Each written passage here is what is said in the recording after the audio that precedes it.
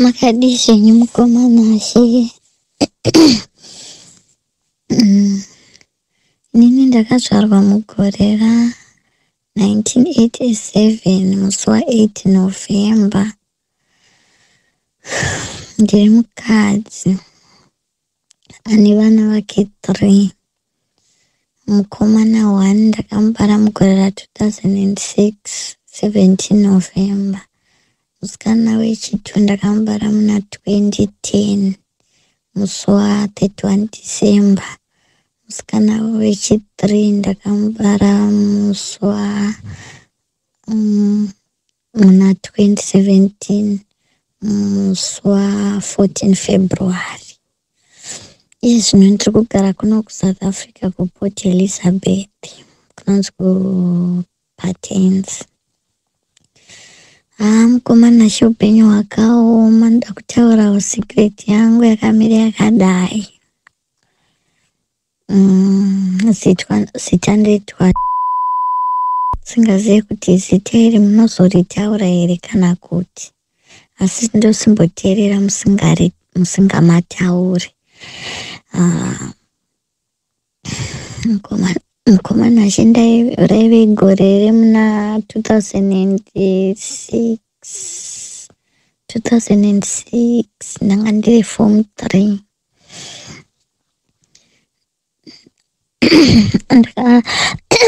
Ndakatanga kudanana nemukomana wangu Unity Mvuma ndiri form 2. ndiye akave mukomana wangu wekutanga muupenyu hwangu. Form 2 second term ndobva ndadanana naye. Zvakaitika mukomana she takarara tese. Ndobva ndakabviswa umhandara. Ndobva ndangobatira nhumbu yemwana wangu wekutanga mukomana. Mukomana she ndakabarira mwana wendiri kumba mukati mevabereki vangu. Mimba yangu haina kumbobvira yaoneka kusvika ndapedza form 3 yangu, asi handauzoenda form 4. Mukomana she ndakabva ndangoti nchibva mukubara batsiro womwana mukomana, ndakabva ndagara kumba kwedu mwedzi 1. Chibva ndaperekedzwa nehanzvadzi yemurume aigara padhuze nekwadi kuva ndakaberekerwa. Ndobva tasvika mumusha makazvarwa mukomana murume wangu. Ndobva ndatambirwa zvakanaka.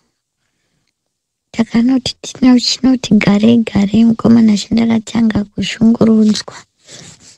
Ndakaroorwa nevanhu vanga vane mari dzavo, asi mukomana yanga atoriwo mwana wechikoro, tiri vesame stream, asi makore ndo anga akasiyana negore rekuzvarwa ranga rakasiyana. Anga ari mudiki kwandiri. Ini ndirakazvarwa gore ra87 iye 88.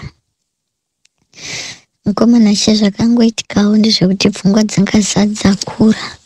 Ndagara pamba paya panganda ndakaroorwa vabereki vemukomana wangu vari businessmen nabusiness woman, vanga vari couple. Mukomana she ndakatanga kunzi vanhu vanenge vasvika vachida kugaisa kana kutenga mushopu ndinofanira kutaura kuti inini ndiri musikana webasa, ndiri kuchengeta mwana wemwana wangu. Zvakanzi nditi vanenge andibvunza kuti ndini ani, ndotaura kuti ndiri kuchengeta mwana uyu ndewe murume wangu, asi inini ndiri nemai vemwana. Ndakange ndichinzi naamweni nditaure kuti ndiri musikana webasa, ndiri kuchengeta mwana womwana wavo. Mukadzi wacho akadzokera kuchikoro, asi ini ndiri nemuridzi wemwana. Izvi vakazvitaurira kuti hanzi mwana wavo asanyare uye aenderere mberi nechikoro. Asi pandaitodzidzawo kuchikoro taitodzidzawo nevamwe vanhu vanga vaine vana vavo, vamwe vachitoyamwisa, vamwe vakadzi vakuru, vakadzi vewanhu. Asi inini yaingove nzira yekushungurudzwa chete. Vaitoti vakachanza kuti vanhu vasvike vachida mvura kana kuti vachida kutandara vaitondivharira dhoo, ndovharirwa dhoo ndonzi musakosore, musataure. Saka ndakanzwa kukomborerwa kukuru kuwana uchirongwa chenyu kuti ndikwanise kutaura nemi, nditaurewo zviri pakati pemwoyo wangu. Pamwe ndingabatsirike, pamwe ndingarelieve stress, handizivi. Komanashe ndakagara, ndingangoti kukura kwangu kuti zvakatanga ndiri grade 4 ndaisadya mavheji. Saka ndandine maacids, ndakanzi ndine nyongo, ndine maacids. Saka ndimire kudya zvinhu zvegreen, kana ndichizvidya ndidye mavegetables, ndimadye akakwatiswa akaitwa brown. Saka kukura kwangu ndakakura zvairema, ndakakura nevabereki vangu ndichidya mazai, mukaka, pamwe pacho ndotombodya neshuga, pamwe pacho ndotombotambudzika ndorara nenzara, pamwe ndorara tea, asi utano hwangu hwanga hwakanaka.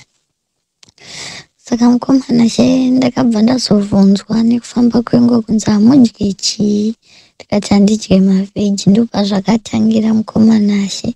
Kubva musi uyu pakabva patanga kusanganiswa nyama mazuva ese nemavheji. Ndakatanga ndichichengetedza utano hwangu ndisingadyi, asi ndakazopedzisira ndakudya nekuti ndaiyamwisa. Mukomana she ndakatambudzika, handidi kunyepera, upenyu hwangu nanhasi hwakangooma. Ndaita basa rese sezvo ndakadzidziswa basa nevabereki vangu. Ndaishanda zvinoyevedza pamba ipapo, ndaitsvaira yadhi, ndaisuka, ndaichera mvura nemabhara ndiri mwana mudiki. Zvakaoma mukomana she, ndakasvitsa 15 years ndatova nemwana. Mukomana she takagara ndichinzi mukomana enda kuchikoro anga kudzidza day. Ndichinzi ndisataure naye, asataure neni. Ndichinzi ukangotaura naye chete otoona kuti hamudye nhasi, vozopa mwana wavo chikafu nerweseri. Zvanga zvakaoma, zvanga zvakarema, zvaitambudza. Mukomana she mwana wangu akakura, asvitsa 9 months atanga kufamba, kumira kufamba. Ndobva zvanzi naatezvaraiwa muroora tigere naye zvakanaka, da kunobvisawo kumusha kwake. Kumusha kwangu kwakanzi kuri kunobviswa, ndakati ndinokumbirawo kuendawo ndinoona vabereki vangu, ndavasuwa. Ndopazvikanzi rongedzai tiende, bva ndarongedza, bva taenda kumusha kwangu. Tasvika, pfuma yakaenda nemukwasha mukuru wepamba ipapo nemunyaya akanotsvagiwa kumusha kwangu. Aive mukwasha futi murume watete vaya vakandiperekedza kuenda kumba kwavo. Saka vaingove vakwasha 2 natsano namukoma womurume wangu 1, vari 3. Pakabva pabviswa mari dzakabviswa, ndakabva ndasiiwa. Pandakaona amai vangu chinondiona vakachema, singaiti kunge pafiwa, vachiona maonderanda andakaita. Ndakabva ndanzi mushure mekubvisirwa mari mangwana acho, ndakabva ndanzi vaenzi vakudzokera, asi vari kumbokusiyai, vachadzoka vokutorai. Mukomana she ndakagara gore 8 months ndisina dzoka, pasina foni. Murume akapedza chikoro mva aenda kubasa. Ndobva ndaona kuti hapana ari kutevera. Amai vangu vakati enda ushandire mwana wako. Bva ndaenda. Ndichingonogara mwedzi wekutanga, murume akabva atanga kufona palandline yepamba pandaishanda. Ndaishanda basa remumba. Mukomana she ndakatambudzika, akabva afona akati inini ndinokuda asi hama dzangu hadzikudi. Izvinezvi ndakura, dzoka. Mukomana she semunhu akakura achiverenga manovhel, ndakawanzobatikana nekuwana dzidziso muupenyu hwangu yekuti ndichiverenga bhuku rainzi Ndiani Achari Magura. Saka manzwisisiro acho ndakariita, ndaifungidzira kuti kana uchinge wakatotanga kugara nemurume iyeye, kana kuti ari akabreka virginity yako, unotofanira kugara naye upenyu hwese, hapana anozombokuda. Ndosaka ndakadzokera ndakatanga kubaiswa mafamily plan naamweni ndadzokera ndasimba ndanaka ndopa vakati uyu watomutora kwasi wamutora inichi ane nhumbu yake. Ndakaenda kunotestiswa naamweni ndikaonekwa handina nhumbu, vandapiwa family plan yemapiritsi ndobva yandiramba. Ndakatanga kuti chandadya ndichirutsa ndikangonwa ndorutsa zvikanzi ane nhumbu, kushungurudzwa hakuna kumira. Ndobva ndakanzi shandisai maprotectors kana muchiraramisi. Ndobva ndakatanga kupiwawo imba yekurara nemurume wangu, takabva tangoregawo. Saka ndobva tazoita mwana wedu wechipiri 2010. Kushungurudzwa hakuna kumira, bva tapiwa imba yedu. Murume wakabva atangawo kuitawo zvevamwe vasikana vakadzi, aingoti chero ukaita shamwari wotodanana naye, asi aisandirova zvake. Mukomana takazobva kumusha tikaenda kumarondera mutauni, ndoma takatanga kunogara. Handizivo mweya wakandibata wakaita kuti ndisiye murume, vandamusiya. Ndobva zvamba yaparara, mbva auya kuno kuSouth Africa kwandiri kugara kuCape Town. Ndobva ndauya ndakasvikira kuJoburg. Taimboita tichitaura tese pano neapo tine vana 2, ndavasiyira amai vangu. Ndobva pfungwa yangu yanga ingori munovheri yarainzi Ndiani Achari Magura. Saka ndakatoyo kuno kuSouth Africa dziri shungu dzekuti pamwe ndichanoona murume wangu todanana, togara tese tochengeta vana. Asina nhasi handisandamuona, asi tinomboita tichitaura tese. Saka nyaya yangu inondirwadza ndeyekuti ndakatadza kugara imba yangu. Yakandirwadza singaiti nekuti ndiye munhu akandikanganisa kuti ndisaende kuchikoro. Mushure macho ndakashungurudzwa naamweni singaiti kusvikira pakutoti ndainge ndakunamata kuMasowe ndasiya chechi yeamweni United Methodist. Ndichirota hope dzakasiyana siyana dzinotyisa. Pamwe pachona ndichirota paine munhu akaita rima kumeso, mutumbi wake ndichitoziva kuti uyo ndinhingi, vachida kunditambidza nyama nepahwindo. Ndikazoenda kuMasowe ndobva ndakanzi waita zvakanaka wakurumidza wauya, wozi wanga uchida kunzi ushandiswe upiwe vafambe niwe, ndo mabasa anoitwa pano. Saka zvakaramba, Mwari vakandibatsira ipapo ndikatanga kunamata kuMasowe. Asi ndakatodzwa ndikanzi ukangosiya Masowe kana kuti ukadii haumbofi wakapagara, nenyaya yekuti ivo hausi kukwanisa kuita mabasa avanoita. Ndo zvakazoita kuti ndisiye imba nekuti ndaingoshungurudzwa ndichitukwa, murume aripo, ana tete vachitomboda kundirova, ndichingopomedzerwa zvandaita nezvandisina, zvichitaurwa zvichishoropodzwa. Saka mukomanashe, nyaya yangu ingori pakuti upenyu hwangu hwakarema. Nanhasi ndakazowana mumwewo mukomana akandinyengetedzawo kuJoburg kuya kwandainge ndakatanga kugara. Ndobva andiroora, vataita mwana. Saka nevana vangu 3, asi mukomana nanhasi upenyu hwangu hauna kumira zvakanaka. Handina murume, handina kana shamwari yandinodanana nayo kana 3 months kana 2 months. Ndinototsvagirwa mhosva muupenyu hwangu kuti pamwe takawanda, pamwe uri kuhura, ndongothreatenwa nevanhu vandinchifambidzana navo, kana kuti munhu wandinchifambidzana naye panguva iyoyo anotondithreatena. Saka mukomana chinangwa changu chandataura secret yangu ndechekuti ike zvino inini ndave HIV positive, ndave muchirongwa. Saka nyaya yangu ihombe ndeyekuti ndinomboteerera maconfessions evanhu, masecrets evanhu. Ndakamunzwa paine mumwe waiti ari kushungurudzika, ari munhu wechirume, achiti aishungurudzika nenyaya yekuti akapuhwawo urwere nemukadzi wake, achiti Ndiani achandida.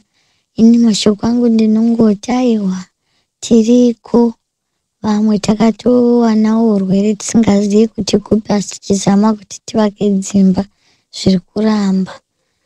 Mukomanashi ndisingazivi kuti muchandibatsirawo sei kuti kana painewo ane situation kana uyu upenyu hwakafanira hwangu hwekuvapa mushonga kana paine ari serious mumupewo munhamba dzangu ini mondipawo dzake totaurirana tochengetedza vana vedu pamwe chete tichirangaridzana kunwa mishonga yedu mazuva ese eupenyu hwedu. Ndinotenda zvangu kune vachabatsira kana imimi muchanzwa chichemo changu nekuti ndinotya kuti ndikwanise kufambidzana nemunhu mazuva ano zvinonetsa kuti munhu agozoti handei kunana mukoti kana papi tinokwanisa kuongororwa titange kufambidzana. Saka ndinotya hangu kufambidzana nemunhu anenge ndisingazivi zviri muropa rake. Saka ini ndakambonzwa babavo vaitaurawo vane vakakudzaiwo secret yavo vaishungurudzikawo vaiti vanogara kunoko. Saka handisi kuti muchandibatsirawo sei mukomanashi, uye nyaya yangu muchaitaurawo sei. First time yangu kutaurawo dambudziko rangu nemararamiro andakaita muupenyu hwangu. Ndinotenda kana muchazondibatsirawo mune kurara kwakanaka. Chakaita kuti ndizomusiya mukomanashi pandakazoti handisi kuti ichi chakaitika ndandisabvumirwe kusvika neamweni pamba pangu nepavo kuti nditotsvaire ndibve kutauni ndinotsvaira yadhi yangu ndandisabvumirwe. Uye yakazondudza kuti ndichaenda kunogara kure kure newe kwedu tega. Saka ndakangoona zvisina kukodzera kuti ndibve pane hama dzemurume ndozoita kunge ndamubvisa ndichimuisa kwake ega kusina hama dzake. Saka ndakazomusiya asi zvaitove nemweya yetsvina mukati, handisi kuzoti vakandishandisirei. Zvakaoma mukomanashi. Saka amweni wacho nezvinezvi vakashaya last year nhate zvaravese nanhasi takasiyana 2013 nanhasi hatisati tadzokerana nemurume uyo akazondibvisirazve tikagara tikaita mwana wedu wechitatu. Ndiye aindirova, saka ndakamusiyira zvekundirova ndisina chandamutadzira. Saka handisi kuziva kuti imwe yechinero kana kuti imwe isingadi chakanaka kana kuti handisandawanawo wangu anondida. Ende uyu manje to make matters worse anga atori futi mwana mudiki, anga ari muna 95 ini ndiri muna 87. Saka ndakanzwa kuremerwa kuti ndirame ndichisurvive life yangu naye ari munhu anorova, of which ari mudiki diki kwandiri, mwana wake kutanga ari wangu wechitatu. Saka mukomanashi handisi kuziva kana muchirongwa chenyu muinewo vanodawo vari vanhu vakuru vanotangirawo pa36 years zvichikwidza 37 zvichikwidza, vanodawo munhu ari seriasiwo wekuti vanogona kuzongoita mwana wani nekuchengetanawo. Ndozvandaitongokumbira mukati meupenyu hwangu mukoma kuti mundibatsirewo nekuti ndatambura, handisina kana wandichadanana naye nekuti ndingamudza situation yandiri tigonzwanana zvinorema. Ende mukomanashi imwe nyaya ndada kukudza ndeyekuti mwana wangu wechipiri uyu mwana wangu wechipiri wandakaita kumba yangu yekutanga ndakazovasiya pandaita ndichishanda kuJoburg ndichidzokera sandauya kunoko nsana nemwana wechitatu. Mukomanashi mwana wangu wechipiri ndikushazva ndichabatsirwa kupi kuti abviswe nyora dzaainadzo. Ndikutoenda kumusha next month muna November kuti ndienda mwanangu akashaya last year vekutanga vakasiya vatemera mwana nyora endi zvigayo zvese zvaishandiswa neshopu iri kunzi yakavharwa zvigayo zvazvishanda zvaive 4 zvinezvi zviri kushanda 8 hanzi zvese zvakapiwa mwana wangu. Apa mwana wangu muzukuru wemwanakomana wenamba 10 akazvarwa ari 11. Saka ndogoshaza kuti mwana wangu inini wemwanakomana wenamba 10 anogopiwa sei zvigayo gomanashe iye ari mwana wemwanakomana wenamba 11 kumukweso kune vamwe savane vana vavasi wangu ega ndiye akasarudzwa kupiwa pfuma yevafi. Saka mukomanashe ndingotsvagawo kuti ndizive kuti ndinobatsirwa kupi kuti vana vangu vasakwanise kukura vachishandiswa. Zvakaoma mukomanashe musikana wachona mai vangu vatotambura naye akasiya atemerwa nyora nambuya vake. Saka handizivi kuti zvichapera here uye ndichaita sei. Ndonyaya inondishungurudza muupenyu hwangu ndikatoenda kuZimbabwe. Pamwe ndichatozonotsvagawo kuti ndoshanda papi asi ndichishandira vana vangu vachienda kuchikoro asi ndichitofambawo nemwana mukomana nemusikana vekutanga kuti ndione kuti vaone here upenyu hwakareruka. Ende handina kana mumwe chete wanaudzawo nhamo dzeupenyu hwangu mukomanashe. Zvakaoma. Toriwo mukadziwo kuti ndine zvandana zvangu muropa rangu zvisina kumira mushe asi mukatondiona mutombo ndifungire mukomanashe ndiri mukadzi akasvika akatonakawo. Saka ndoshaza kuti ichi chinomboita kuti ndisawanikwewo ndichaitawo relationship inorasta.